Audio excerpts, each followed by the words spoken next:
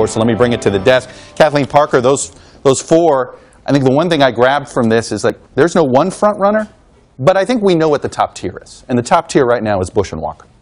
Yeah, absolutely. I was actually surprised to see that Jeb Bush is doing as well as he is in Iowa. Well? Yeah? Yeah, in Iowa. I mean, he hasn't been there since 2000. You know, he's really starting from scratch there. I wasn't surprised to see Lindsey Graham leading in South Carolina. Little name we'll see how long that lasts.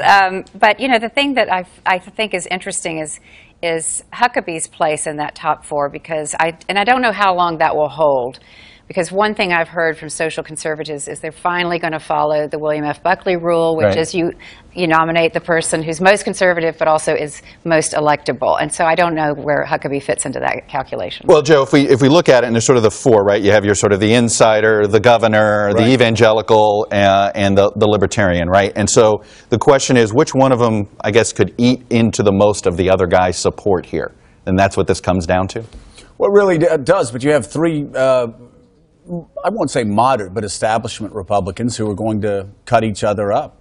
Jeb Bush and Chris Christie. You've got Scott Walker. Where do you put Walker? Do you put him in the establishment wing, or do you put him in, that's his strength. He's actually in the sweet spot. He's a little bit of both. You know what's so fascinating is, over the past year, I've heard people saying, Scott Walker, this is the Republican establishment, Scott Walker is a great shortstop that hits 300, but he's a double-A shortstop, and he's not big enough to fill the stage.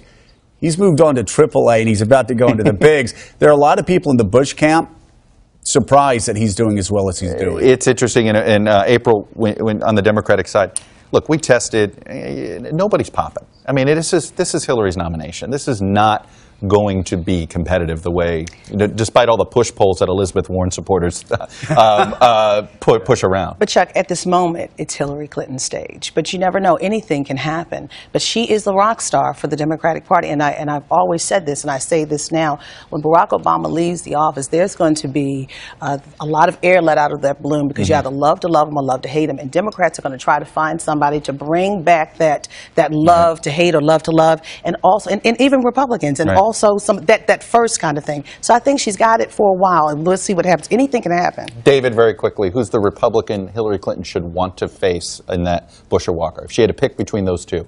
Well, the thing about Walker is we haven't seen him yet. So you don't know yet. We don't know how he's going to deal with the pressures of running for president. I've been through this a few times, and the bar gets raised every time. That's right. And whether he clears those bars is a big question. I don't know yet. I think Jeb Bush would be a very tough candidate for him. Can I just say really quickly?